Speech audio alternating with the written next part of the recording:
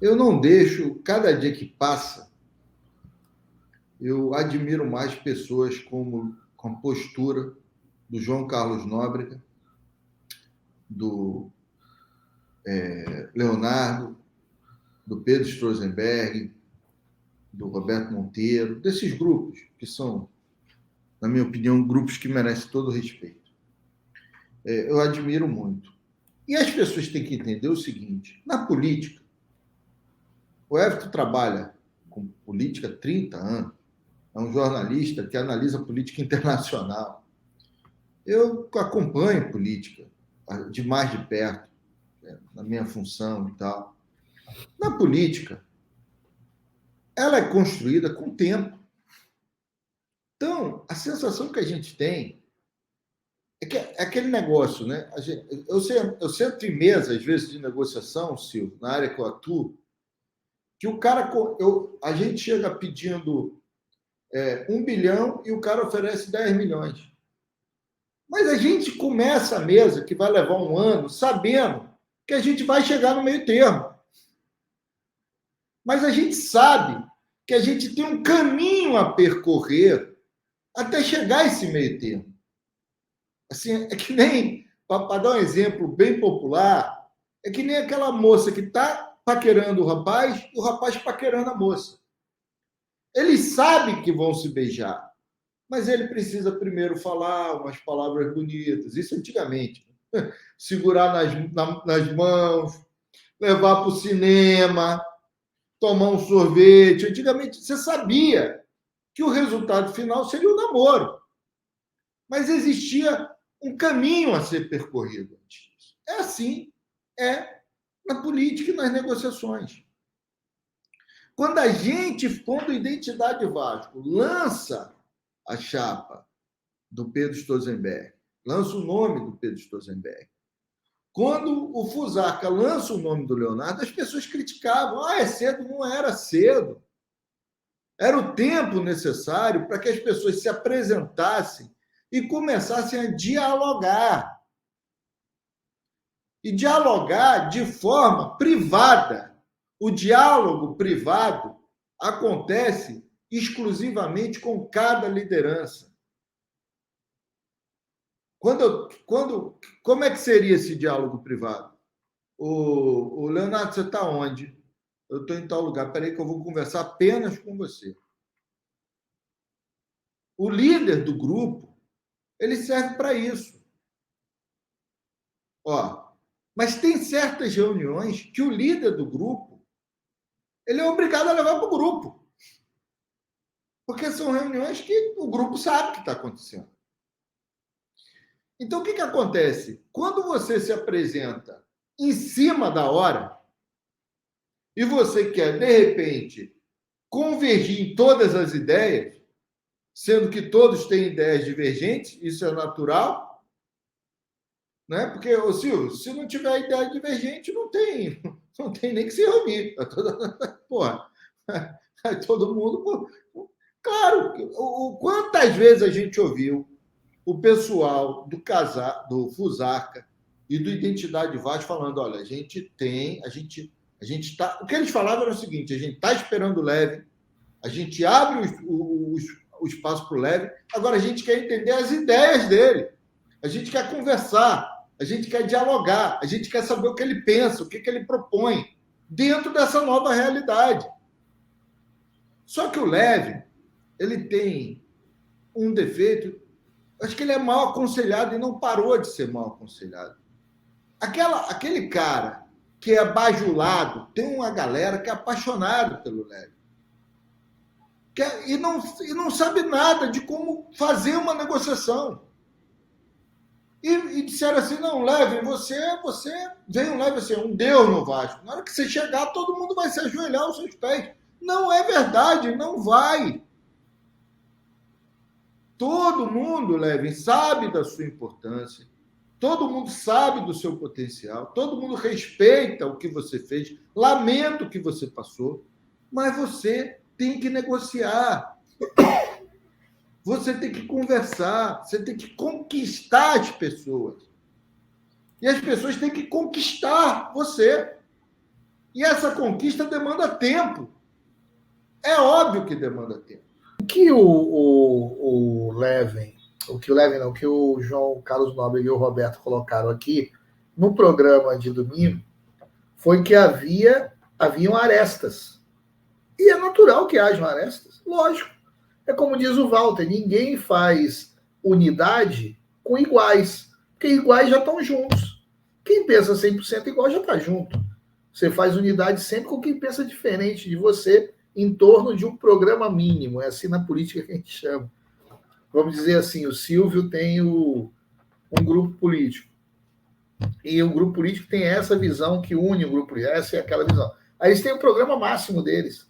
Eles fazem um programa máximo. Qual é o programa máximo do Congresso? Um dia que o grupo do Silvio Coroa Vascaíno chegar ao poder no Vasco, a gente vai fazer isso é o programa máximo.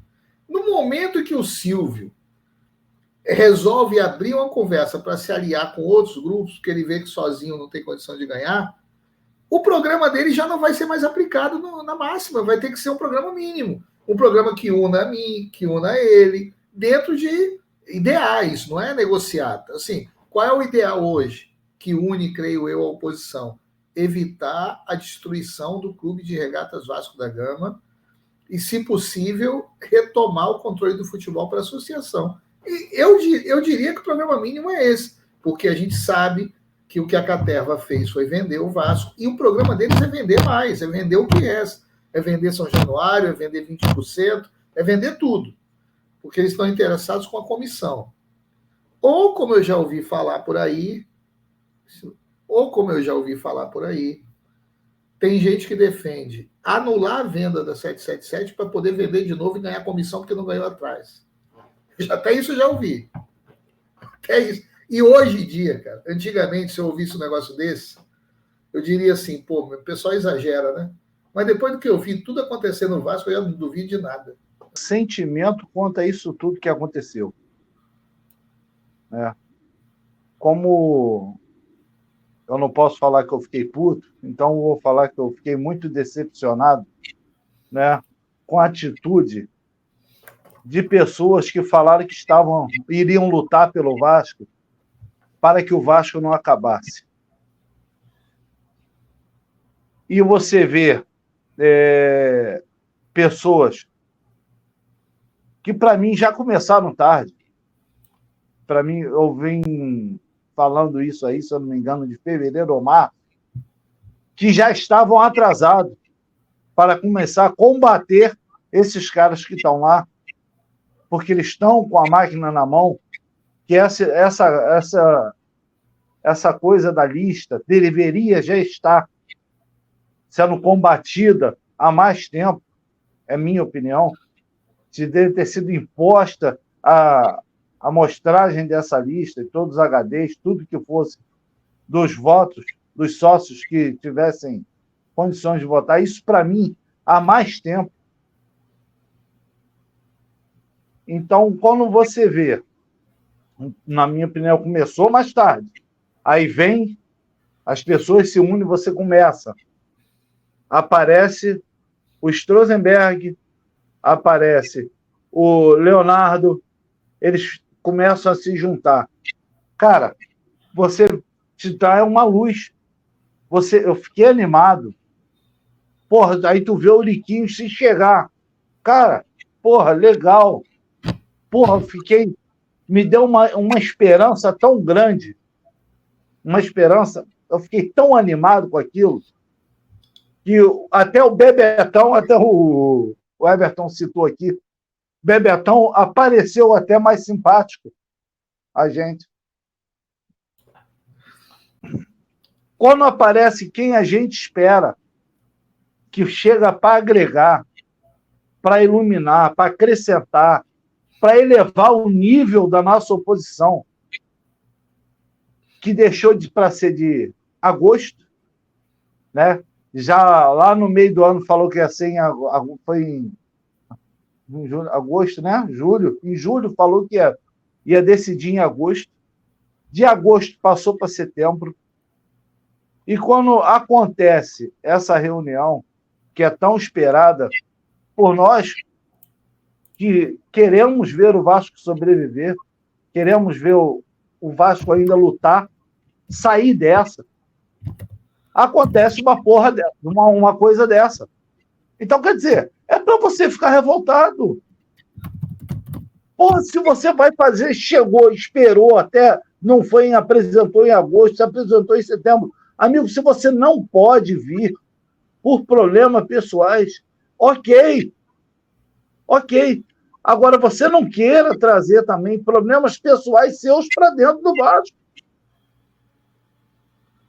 Agora, você imagina, isso eu estou pensando como quem está querendo uma oposição forte, tá? Minha opinião. Se você está chegando e trazendo seu problema, obrigando a nossa oposição a aceitar os amarelos, você está trazendo o problema seu para dentro do Vasco. Isso não é justo. Isso não é justo para os vascaínos que estão lutando há tanto tempo, estão com medo do Vasco não ter outra chance. Do Vasco acabar e a gente tem que aceitar esses caras lá dentro de novo. Então, é muito simples, amigo. Muito, com todo respeito, o doutor Valdo já falou do sentimento dele por você, para mim, é igual. Tá? Respeito e admiração por tudo que você fez. Mas agora, você está trazendo o seu problema para dentro do Vasco. Se você quiser juntar, com a real oposição, se juntar ali, fazer uma oposição forte, para tentar salvar o Vasco, cara, todo mundo vai te abraçar. Mas seus problemas particulares nós não podemos fazer. Nós não podemos ajudar, nós podemos te abraçar pelo Vasco. Então, só como um vascaíno, né, que está vendo essas coisas todas passando aí, e como eu acho que tinham que agir. Você viu já chegando. Eu até falei, se não foi aqui, foi no Chicão. Eu falei, meu grande medo do Levin chegar em cima da hora é ele desfazer o que está sendo construído, o que foi construído, essa união da oposição foi construída. Então, o Levin e o Euriquinho foram duas decepções que eu tive. Mas nós vamos prosseguir aí. Nós vamos prosseguir. Se o Levin não abraçar, se o Euriquinho não abraçar, a gente vai seguir com Strozenberg e com Leonardo. Eu me dirigi ao Levin. Eu não sei se ele vê o nosso programa. Eu gosto dele. Acho que é um cara bacana. Aceite o meu convite. Vou trazer você para passar o final de semana em Salvador. Eu tiro a passagem, boto no hotel 5 estrelas aqui, a gente sai, almoça, vai comer, vai lá na casa de Tereza, comer ensopado de camarão ou moqueca de camarão. A diferença, Silvia, é que o ensopado não leva azeite de dendê e a moqueca leva. Então, eu aconselho no ensopado quem não está acostumado. Vem para cá passar uns dias, esfriar a cabeça. Porque, porra, bicho, o problema é que quem te aconselha... Mas ele tem que voltar pro dia 5, viu? Não, vai voltar. O problema é que quem te aconselha, te bajula. E já dizia Santo Agostinho, mais vale quem me critica porque me corrige, do que quem me bajula porque me corrompe. E não corromper aí não é corromper de corrupção, é o corromper porque corrompe a alma, corrompe o espírito. Exatamente. Então, porra, chega de bajulador, Leve. Você não precisa ser um cara bem-sucedido. Você é um cara do bem, você é um cara preparado. Você não precisa de bajulador. Você precisa de pessoas que queiram o bem do Vasco e reconheçam a sua importância para que se atinja esse bem. É só isso. Leve esse ano o seguinte, Leve, as pessoas esperaram você para conversar. O diálogo tem que ser conversado e tem que ser construído. Por isso que a gente falava, está na hora de chegar e conversar. O tempo urge, mas ainda há tempo de conversar. Você tratou a indignação ali, são de grandes vascaínos. São de pessoas que lutam pelo bem do Vasco. Porque essa gente, como o Nóbrega, só o Nóbrega sabe o que ele passou quando ele confrontou tudo que está acontecendo com o Vasco.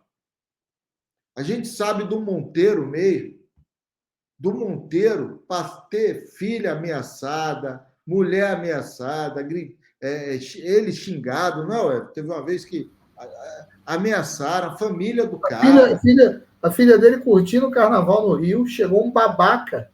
Fala pro seu pai, não sei, um babaca que devia apanhar na cara. Imagine, porque a imprensa criou que ele era o malzinho, os amarelos bonzinhos, e eles lutando contra isso. Então, essa gente não vai aceitar as coisas assim. Você tem que entender isso. Essa gente tem uma história. Conversa com essa gente. Eles só querem o bem do Vasco. Eles não querem o seu mal, não. Tenha certeza disso. Se tem alguém que você pode confiar, é nessa gente. Mesmo chateado com o Nóbrega, o Nóbrega está indignado, porque depois de lutar tanto, se expor tanto, ser virar chacota, ser agredido, ser marginalizado, está proibido de pisar em São Januário, porque vai para São Januário ver um jogo, nego enche o saco. Ele tem que aturar uma coisa dessa, tem que ter compreensão.